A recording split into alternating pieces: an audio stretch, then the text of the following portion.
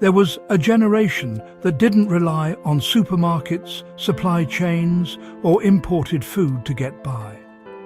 They relied on what they could grow, and they chose crops that didn't just feed them for a season, but carried families for decades. During World War II, when rationing was strict and uncertainty was constant, survival came down to smart decisions in the soil.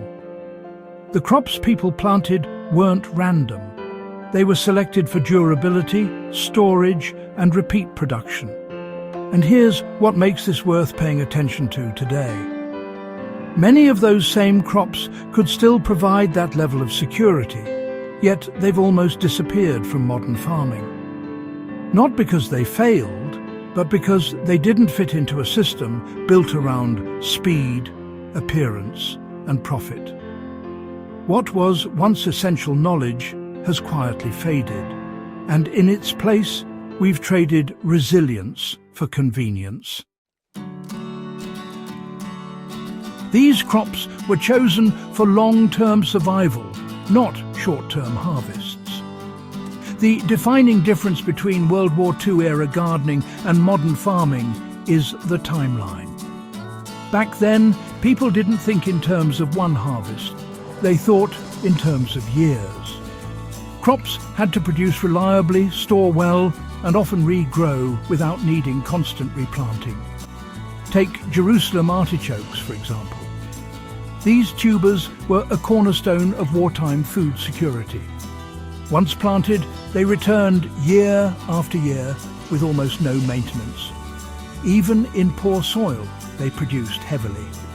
Families could rely on them as a consistent carbohydrate source, digging them up as needed. Today, they're largely ignored because they spread aggressively and don't fit into controlled farming systems. Then there were perennial greens like sorrel and Good King Henry. These weren't flashy crops, but they came back every season without fail. At a time when seeds weren't always available, that kind of reliability mattered more than anything. If you want to apply this today, start by introducing at least one perennial crop into your garden. Plant it once, manage its spread, and observe how it performs over multiple seasons. The goal isn't immediate yield, it's long-term return. Storage capability was just as important as production. Growing food was only part of the equation.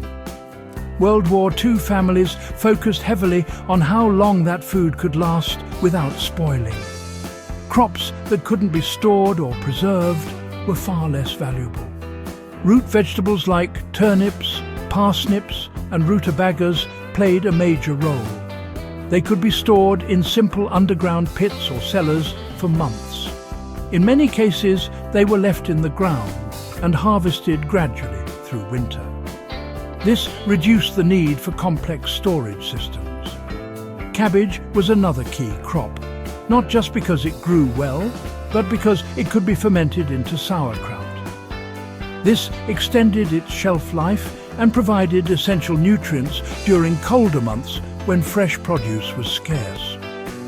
You can replicate this approach with basic methods. Dig a small storage pit, line it with straw, and store root crops in layers. For cabbage, learn simple fermentation techniques using salt and airtight containers. These are low-cost, proven systems that don't rely on modern technology. Perennial systems reduced labour when resources were limited. Labour shortages were a reality during the Second World War, you know. Many people were away, and those left behind had to manage with less help. That's where perennial crops made a significant difference. Unlike annual crops that require ploughing, planting and replanting every year, perennials establish themselves and continue producing with minimal intervention. Fruit trees, berry bushes and certain leafy greens all fall into this category. Berry bushes like currants and gooseberries were particularly valuable. They produced reliably, required little maintenance, and could be preserved easily. Once established, they became a dependable part of the food system. If you're working with limited time or resources, this approach still makes sense. Plant a few berry bushes or fruit trees in underused areas of your space. Over time, they'll provide consistent yields without demanding constant attention. Modern farming moved away from these crops for control and efficiency. The shift away from these crops wasn't due to failure. It was driven by economics and scalability. Modern agriculture prioritizes uniform crops that can be planted, harvested, and sold in predictable cycles. Perennial crops and long-storage vegetables don't fit neatly into that model. They produce at different times, vary in size and shape, and often don't meet the visual standards of commercial markets. More importantly, they reduce the need for repeat purchases of seeds and inputs. There's also the issue of speed. Many Second World War crops take longer to mature compared to modern hybrids designed for quick turnover. In a system focused on maximizing short-term output, that's seen as a disadvantage. But that efficiency comes with trade-offs. It increases dependency on external inputs and reduces resilience. When something disrupts the system, there's little fallback. You can rebuild a resilient system using these forgotten principles. Bringing these crops back into your life doesn't require a complete overhaul. It starts with small, deliberate changes. Begin by selecting crops that offer both production and storage value. Plant Jerusalem artichokes in a controlled area where they can spread without becoming a problem. Add root vegetables like parsnips and turnips to your seasonal rotation, focusing on varieties known for storage. Incorporate perennials wherever possible.